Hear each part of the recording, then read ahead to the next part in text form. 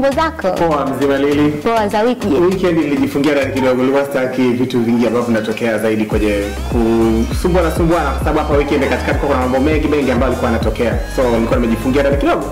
Okay, hebu tuanze kuniambia. Jicho langu mimi lilipiga kwa FeedQ na Dogo Janja.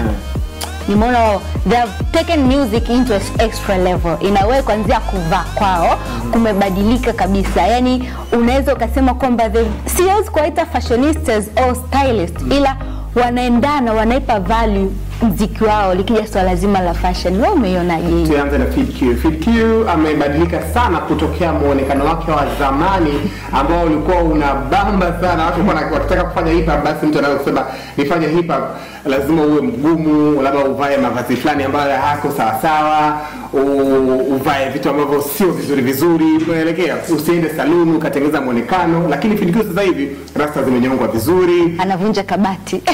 Kipako kimekaa sawa sawa kwenye uso, sio kipako kile kijua no sweat, lakini anapendeza sana kwenye picha na pia mavazi ambayo anatumia sasa hivi, ambaye anavaa sasa hivi. Hata mtu kama anaangalia kwenye pictures hapo right now tunapata kuna moja amevaa shati lina maua fulani hivi vizuri kachomekea na suruali kama ya blue fulani hivi. Afizi rangi ya dimu mzee. Rangi ya dimu ambapo msanii yote wa hip hop akifanya tushazoea kumuona labda msanii kama mbele wa South Africa aka ndo huwa anavaga vitu kama hivyo. Lakini sasa kwa huku bongo FeedQ amekuja kuweka kitu tofauti kabisa. I think hizo hata msanii wa kawaida anafanya R&B anaingia anapita umo. Lakini FeedQ sasa amebadilisha muonekano wa hip hop. Umegeuka kabisa, umekuwa muonekano mzuri kabisa. Muonekano mtu akitaka kufanya hip hop unasema nataka niwe kama FeedQ kwa maana amevaa vizuri. Dogo Janja vipi? Dogo Janja naona kama mara nyingi huwa anatokea vizuri sana. Hapo tumbadilishe jina unaonaje? Kumwitaje? Dogo Slayer. Hapana, Dogo tuondoe. Tumwitaje? Mkubwa kwa sasa hivi ameshafika over 18 ama? Ni kubwa Janja. I don't know ila Dogo Janja anapendeza sana. Kwenye muonekano wake mingi hata kwenye LML nimeona alipendeza sana.